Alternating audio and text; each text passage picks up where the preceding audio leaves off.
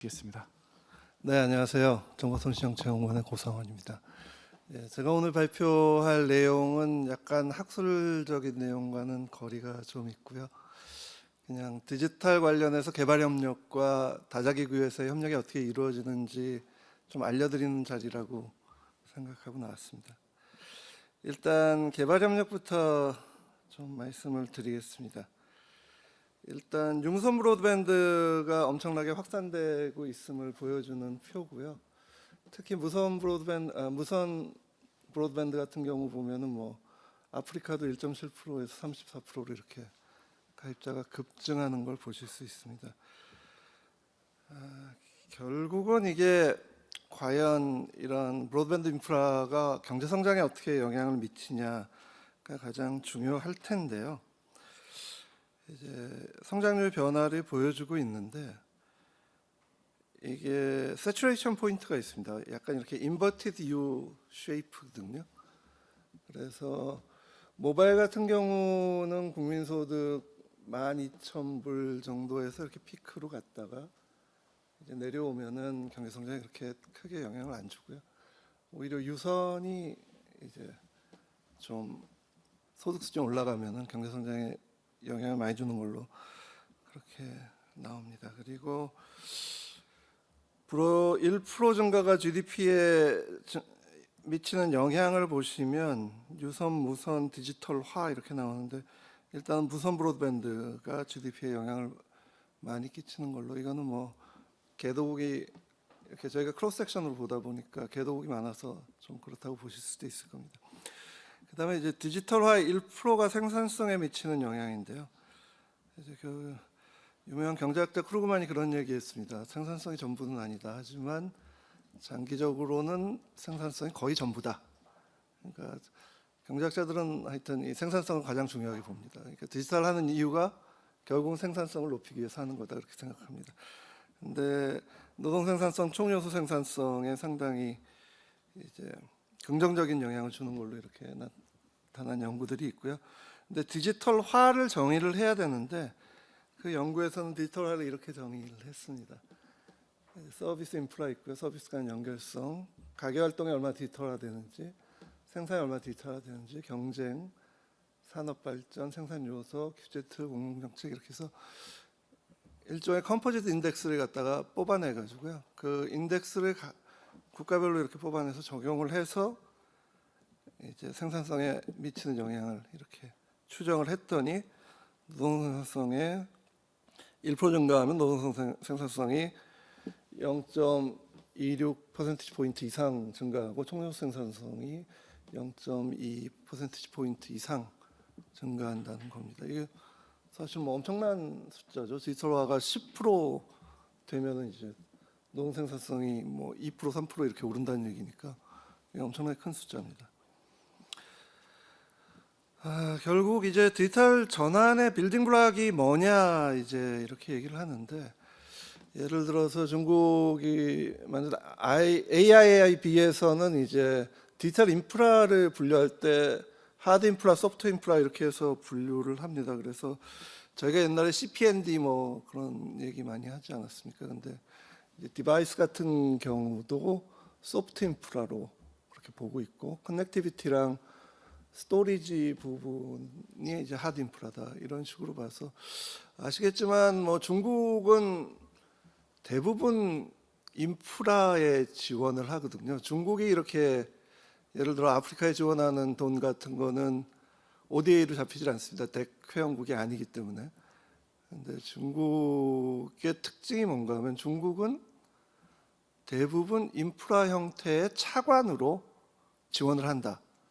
그리고 서방은 차관보다는 뭐 그랜트 형식으로 지원을 많이 하는데 인프라 말고도 이것저것 지원을 한다, 뭐 이런 게 특징이라고 할 수 있는데요. 그래서 최근 바이든 정부 들어오고는 이제 바이든이 내세운 게 3BW라고 Build Back Better World라는 그런 이니셔티브를 들고 나와서 인프라 쪽에 좀 투자를 많이 해서 ODA 쪽에서도 대부분 미중 경쟁이 격화되고 있는데, 중국이 뭐 아프리카나 개동국에서 앞서갔다면 그걸 갖다가 좀 이렇게 미국이 따라잡는 그런 형태를 최근 보여준다고 그렇게 보시면 되겠습니다.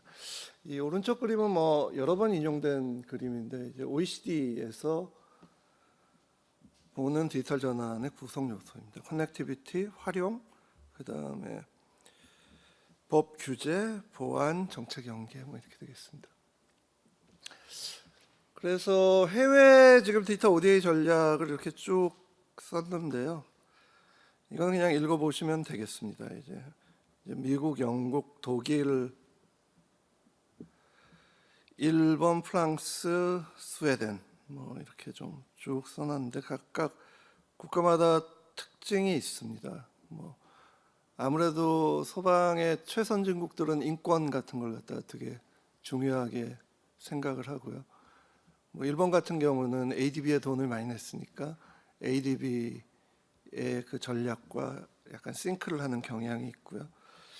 스웨덴 같은 경우가 그 ODA를 가장 많이 하는 국가 중에 하나거든요. 나중에 숫자를 보여드리겠지만 GNI 대비 거의 1%를 하는 나라 중에 하나입니다. 스웨덴이. 그래서 스웨덴도 포함을 시켰고요. 시간 관계상 이건 설명은 안 드리겠습니다. 그리고 뭐 이제 다자공여기관도 마찬가지로 이 정책들이 있는데 결국은 뭐 인프라에 투자하고 디지털 리터러시, 기술 촉진, 뭐 기업가 정신, 지속 가능 발전 이런 게 이제 중점인 게 되겠고요. 이제 월드뱅크 역시 설명이 되어 있습니다. 이 부분도 뭐 그냥 넘어가겠습니다. 아프리카 개발은행, ITU, ADB 이것도 그냥 자료를 읽어보시면 될 것 같습니다. 그래서 지금 하여튼 한국이 과연 공적 개발 원조 ODA를 얼마나 하는지를 보면 뭐 왼쪽은 이제 절대액이고요. 오른쪽은 GNI 대비 비중인데 GNI 대비 비중을 보시면 룩셈부르크가 거의 1% 되는 걸로 제일 높죠. 그리고 한국은 여기 쭉 내려와서 0.16%입니다. 저희가 뭐 0.5%까지 제고한다고 얘기한 게 되게 오래됐음에도 불구하고 저 숫자 잘 올라가지 않습니다. 근데 최근 들어서 하여튼 이 ODA 규모 내지는 GNA 대비 비중을 높인다는 이야기보다는 디지털 ODA의 비중을 높인다는 얘기가 많이 나오고 있습니다. 그래서 디지털 쪽으로 이제 ODA를 많이 하겠다 그런 얘기가 많이 나오고요. 그럼 과연 디지털 ODA가 뭐냐를 생각해 보면 이제 ICT 자체를 목적으로 하는 ODA가 있겠고 ICT를 활용하는 ODA가 있겠고 ICT 요소가 내재해야 되는 그런 ODA가 있을 것 같습니다. 그래서 그걸 저희 연구원들이 그 국제개발협력 종합시행계획이라고 나오는 게 있는데 그 수치를 이제 사업 하나하나를 분석해서 비중을 뽑은 게 있는데요. ICT ODA 전체 규모가 22년을 기준으로 한 11.2% 정도 되는 것 같습니다. 한국에 하는 ODA 중에. 그리고 이 ICT ODA 전체를 100으로 봤을 때 아까 그냥 일반 ODA, ICT ODA 그야말로 진짜 ICT랑 관련된 ODA가 그 100 중에 11%. 공공행정, 그러니까 아무래도 전자정부 쪽으로 많이 하니까요. 그게 제일 높고 그 다음에 경제산업 인프라, 교육, 환경, 뭐 기타는 좀 높고요. 이런 식으로 지금 디지털 ODA를 하고 있다고 보시면 되겠습니다. 그래서 이거는 코이카 자료에서 따온 건데요. 결국은 ICT ODA를 저렇게 분류해 보면 디지털 정부 쪽, 접근성, 디지털 경제, 디지털 보안 이렇게 나눠서 진행이 된다고 보실 수 있을 것 같습니다. 저희 사업을 하나 소개시켜 드리겠는데요. 저희는 이제 ICT 기술정책 협력이라는 사업을 2001년부터 수행하고 있습니다. 이제 2001년에 아세안 플러스 3 정상회의를 통해서 동아시아 정보 격차 해소 특별 사업 이렇게 시작이 됐습니다. 그래서 2002년부터 아세안 중심으로 이제 개발 컨설팅, ICT 부분, 디지털 개발 컨설팅을 하기 시작했는데요. 점점 이렇게 대상 국가를 확대해 왔습니다. 그래서 중앙아시아, 아프리카, 중남미, 동유럽, 서남아 뭐 이렇게 확대를 해왔고요. 요즘에는 좀 사업별로 유형화된 그런 차별화된 사업을 추진하고 있고요. 특히 민간 참여 확대의 강조로 점을 두고 있습니다. 그래서 주제를 보시면 이제 최근에 들어서 이제 디지털 이코노미 전반에 대해서 이 컨설팅을 하는 경우가 늘어났습니다. 저희가 이런 수치가 늘어나는 게 좀 의미가 있는 게 저희가 이 사업을 수행하는 게 주제를 정하는 게 저희가 임의로 정하는 게 아니고요. 이제 수원국에서 원하는 사업을 해주는 겁니다. 그래서 수원국의 수요에 맞춰서 해주거든요. 그래서 수원국 수요 자체가 이제 디지털 이코노미 전반에 대해서 좀 이런 밑그림을 그려달라, 정책의 밑그림을 그려달라 이런 수요가 점점 늘어간다고 보시면 되겠습니다. 그리고 이제 커넥티비티에 대한 수요가 높은 거는 아무래도 한국이 이 커넥티비티에 있어서는 전 세계 최고의 모범 사례로 인식이 되고 있기 때문에 항상 이 수요가 높은 것으로 보입니다. 이제 다자 협력 관련해서 좀 말씀을 드리겠습니다. 일단 OECD 관련해서 말씀드리겠는데요. OECD 회원국이 지금 38개국입니다. 이제 OECD 가입을 이제 억세션 프로세스라 그러는데 OECD 가입하는 데는 상당히 오래 걸립니다. 예를 들어서 러시아 같은 경우가 2007년부터 억세션 프로세스를 했는데 계속 끌어오다가 이번에 우크라이나 전쟁으로 그냥 없는 일로 돼버렸습니다. 그리고 우리나라 29번째로 96년에 가입했던 걸로 알고 있고요. 그리고 우리나라 이후에 9개국이 더 가입을 해서 지금은 38개국이 OECD 회원국입니다. 그리고 지금 이 어세션 프로세스에 있는 나라들이 한 대여섯 나라 있는 걸로 그렇게 알고 있습니다.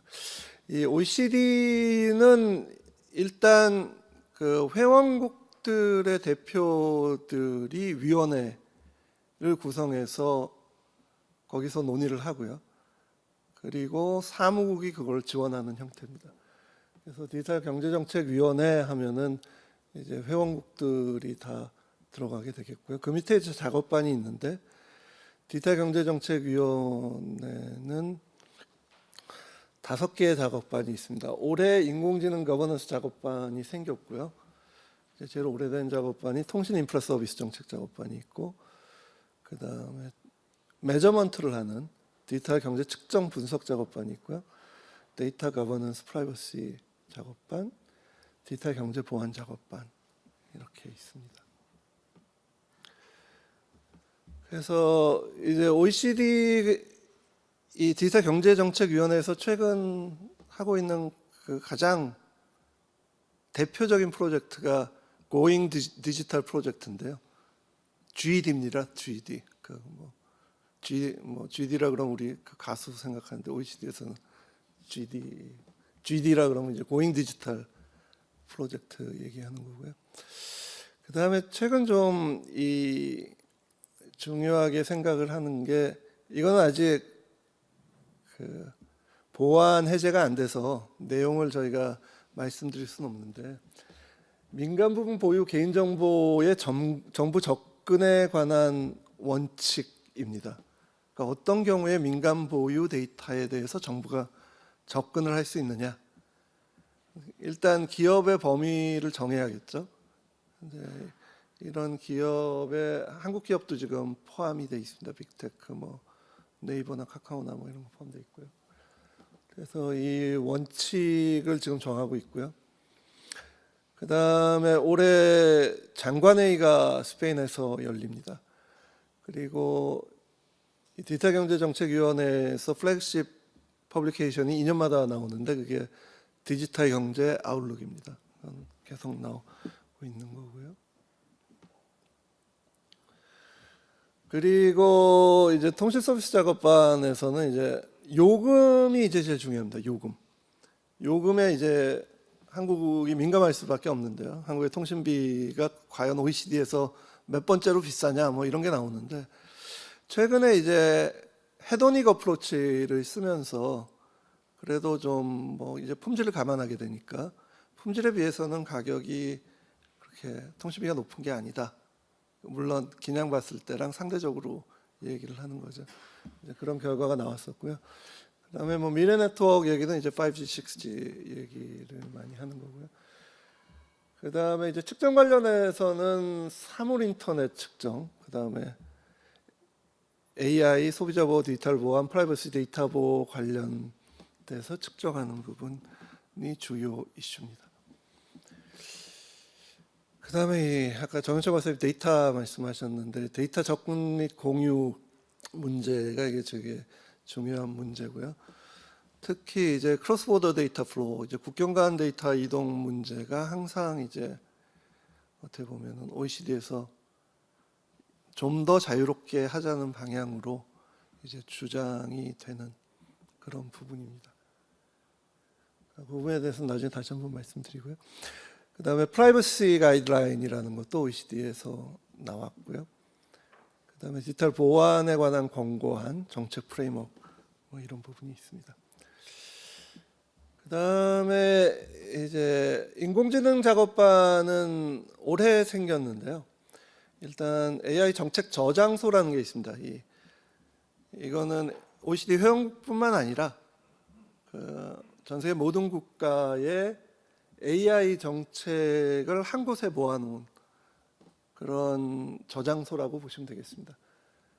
그리고 국가별 AI 정책에 대해서 서로 베스트 프랙티스를 교환하고요. 그다음에 AI 컴퓨팅 기후. 아까 OECD에서 GD라 그러면은 Going Digital Product라고 말씀드렸는데 또 우리 가요랑 관계된 게 하나 더 있습니다. TT라 그러면은 Twin Transformation입니다. 그래서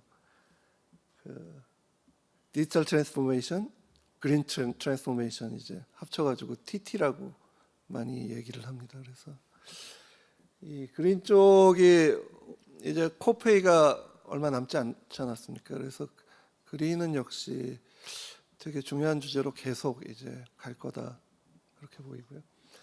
그다음에 AI의 위험성 평가 이 부분이 또 중요한 이슈입니다. 그리고 이제 장관회의인데요. 장관회의는 올해 이제 스페인 카나리아 제도에서 12월 13일부터 15일까지 열릴 예정이고요. 신뢰 지속 가능 포용적인 디지털 미래를 통한 장기적 회복과 경제 성장이 주제입니다. 그래서 장관회의가 끝나면 항상 이제 디지털 경제 장관 선언문이 나오고요. 그다음에 고잉 디지털 보고서, 디지털 보안에 관한 권고안, 국가기관의 민간 정보 접근 원칙 이게 아마 아웃풋으로 나올 것 같습니다. 그리고 이제 핵심 주제가 이렇게 4가지가 논의될 예정입니다.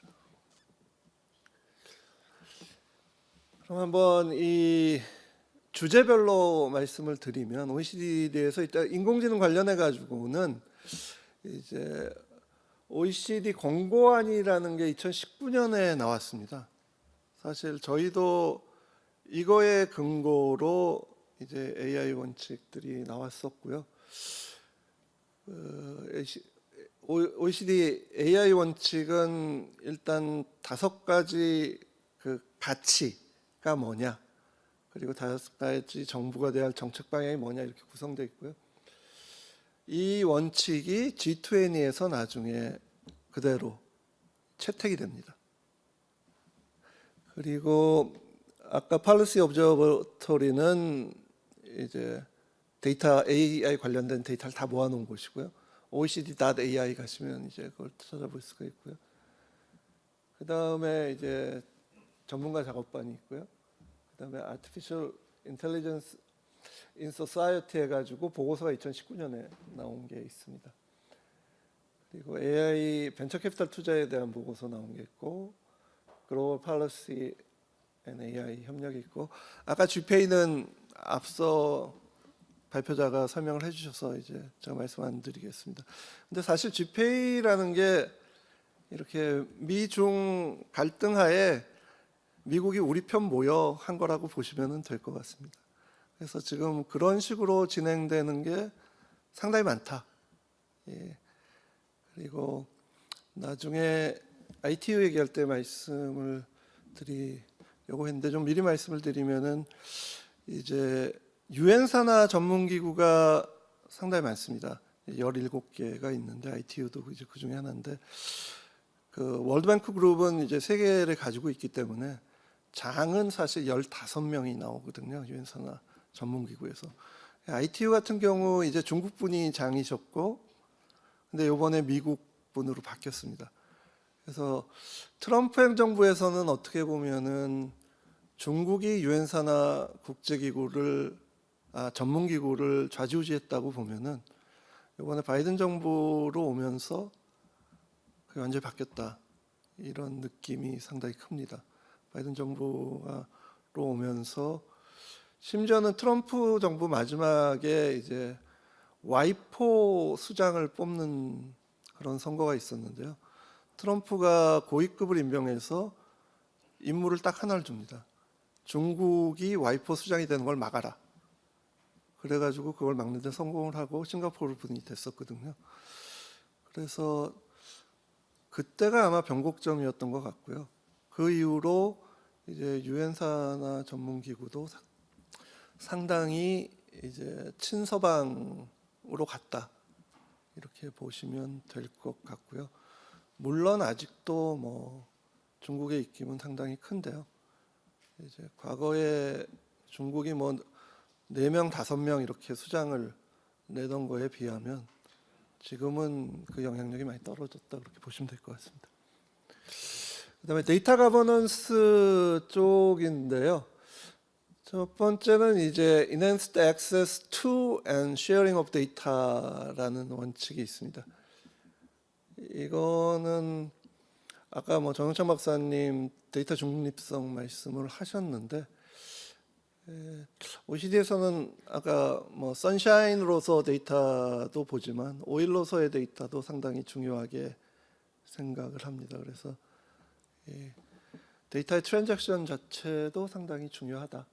하지만 퍼블릭 데이터에 대해서는 어떻게든 액세스를 높이고 그리고 경우에 따라서는 프라이빗 데이터도 쉐어링하는 그런 인센티브 메커니즘이 필요하다. 뭐 그런 내용이라고 보시면 되겠고요. 그 다음에는 여기 High Level Principle on Government Access to Personal Data held by the Private Sector라는 게 아까 GA라고 말씀드린 이제 장관회의 이후에 아마 발표될 내용인데, 그러니까 정부가 경우에 따라서 민간이 가지고 있는 정보에 접근할 수 있다는 겁니다. 그리고 이제 글로벌 프라이버시 어셈블리인데요. GPA는 이제 프라이버시에 대한 도전 과제를 갖다가 태클한 적이 있고요. 그다음에 데이터 포터빌리티 관련해서도 논의가 되었습니다. 이제 고잉 디지털 프로젝트 GD 프로젝트는 지금 페이즈 3인데요. 지금 22년 말에 이제 종합 보고서가 나올 예정입니다. 그래서 한국이 사실 이 고잉 디지털 프로젝트를 주도했다고 보시면 됩니다. 뭐 아시는 분 아시겠지만은 전 민원기 차관님이 시대의 의장을 하셨거든요. 그래서 이 드래프팅이나 지금 뭐 AI 원칙 드래프팅 그룹의 의장이었고 한국이, 그다음에 강요희 이사회도 부의장국을 했고, 그다음에 뭐 여러 부분에 이제 전문가로 참여를 해서 저희가 그래도 의제를 주도하고 있습니다. 그다음에 G20인데요. G20는 일단 아셔야 될 게 20개 국가가 아닙니다. 19개 국가 플러스 EU. EU는 국가가 아니니까요. EU 이제 G20인데요. 이제 G7에다가 브릭스 들어가고요. 거기에 뭐 인도네시아, 호주, 멕시코, 아르헨티나, 남아공, 사우디, 터키 이렇게 들어갑니다. 근데 이제 G20는 사무국이 없습니다. 의장국이 거의 이제 일을 다 해야 됩니다. 네, G20가 사실 중요하게 여겨지는 이유 중에 하나는 G20는 이제 서밋 미팅 밑에 이제 쉐르파 미팅이라고도 있거든요. 쉐르파가 이제 그 밑인데 마크롱 대통령이 G20 쉐르파 출신입니다. 그러니까 쉐르파 하다 한 게 어떻게 보면은 그 대통령 되는데 상당히 그 기여를 했거든요. 그래서 그 G20가 그런 면에서 정치적으로 상당히 더 주목을 받았다고도 보실 수도 있고요. 그 다음에 G20 매니지먼트 트로이카라 그래가지고 의장국 수임 연도에 전년도, 그 다음에 다음 의장국 이렇게 셋이 모여서 어떻게 이제 G20 활동을 할지를 의논을 합니다. 그래서 거기서 다 이렇게 서로 결정을 하신다고 보면 되고요. 그게 G20 의제를 결정하는 가버넌스고요. 2020년 사우디에서 열렸고요. 2021년 이탈리아에서 열렸고 2022년 인도네시아에서 열렸습니다. 2023년은 인도에서 열릴 예정입니다. 그리고 보시면 약간 이 의장국의 핵심 의제들이 있습니다.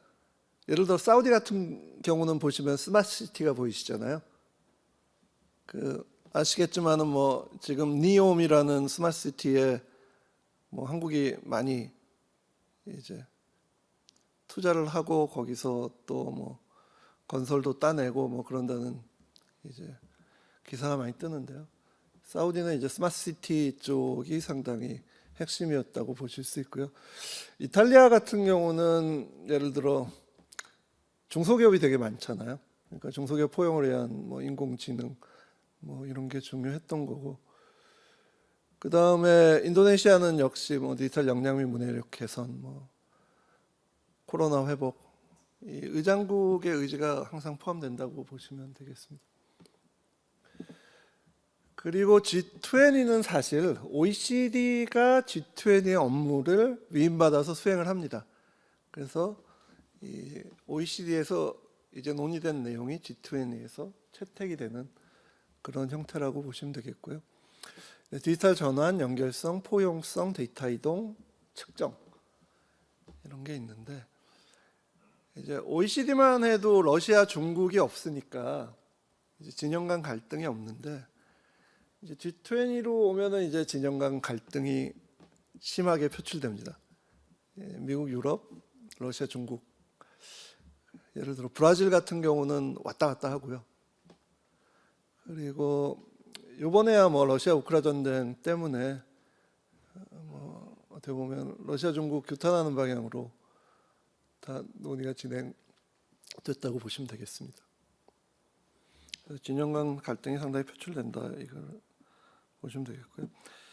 이제 에이펙이 있는데 에이펙은 이제 디지털 경제 운영 그룹이라는 데가 있고 정보통신 작업반이라는 데가 있습니다. 이제 여기서 주로 디지털 경제 관련해서 논의를 하는데 에이펙에서 제일 중요한 것 중에 하나는 국경 간 프라이버시 규범 CBPR이라는 게 있고요. 거기에 대해서 좀 설명을 드리면 이게 크로스 보더 프라이버시 룰스거든요.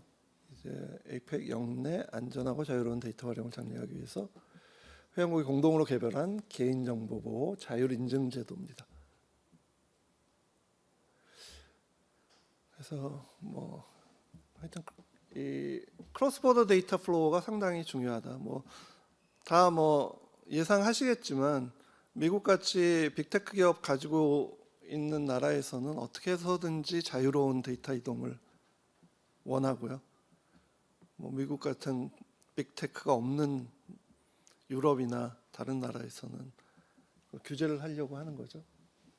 프라이버시나 이제 시큐리티라는 미명 하에 어떻게 하든 데이터 플로우를 이제 규제를 하려고 합니다. 그리고 이제 에이펙은 중요했던 게 17년에 이제 도입된 인터넷 및 디지털 경제 로드맵이라고 있습니다.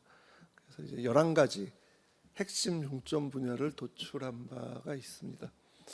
한국은 이제 18년에 에이펙 정상회의에서 에이펙 디지털 혁신 기금을 제안했고요.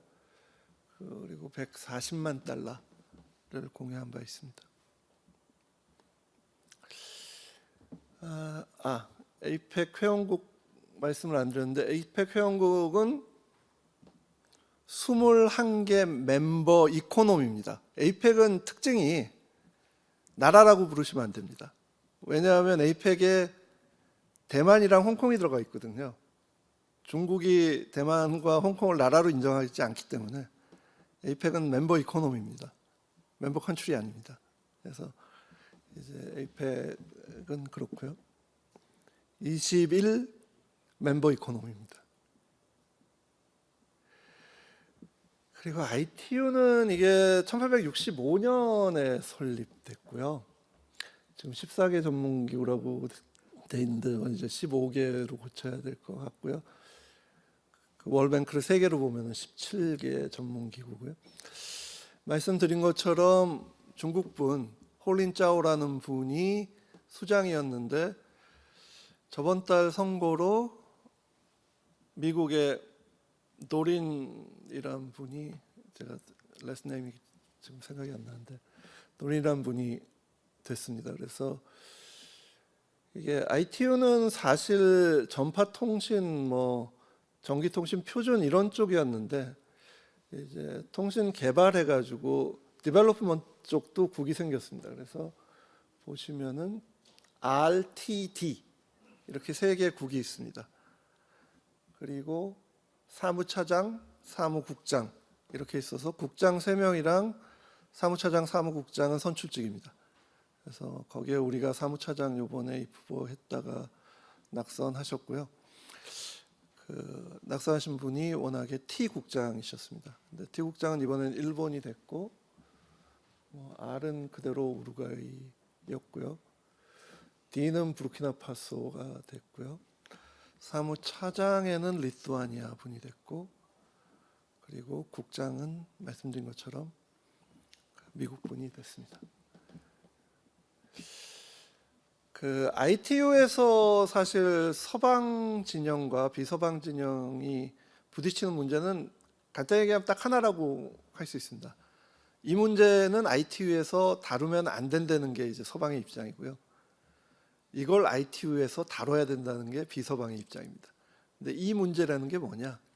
ITU는 워낙 통신 관련된 기구거든요. 그러니까 워낙은 통신만 해라 그렇게 얘기를 했었습니다. 왜냐하면은 이제 주요 이슈를 193개국이나 되는 모든 나라가 논의하기를 서방은 바라질 않습니다.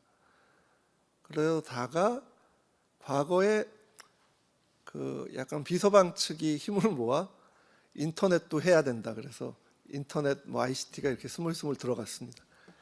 근데 최근에 이제 스물스물 들어간 게 AI OTT 쪽이 이번에 루마니아에서 정권회의가 열렸었는데 AI OTT 관련해서 의제가 들어갔습니다. 의제가 들어간다는 게 이제 신규 의제로 들어가기는 힘들고요. 이 표현 자체가 AI라는 게 이제 박히는 것 자체를 갖다 서방에서는 알레르기 반응을 보이거든요. 이제 그런 부분은 그래도 이제 들어갔다 이렇게 보시면 되겠고요. 네, 제가 너무 길어진 것 같은데 이제 다 끝났습니다.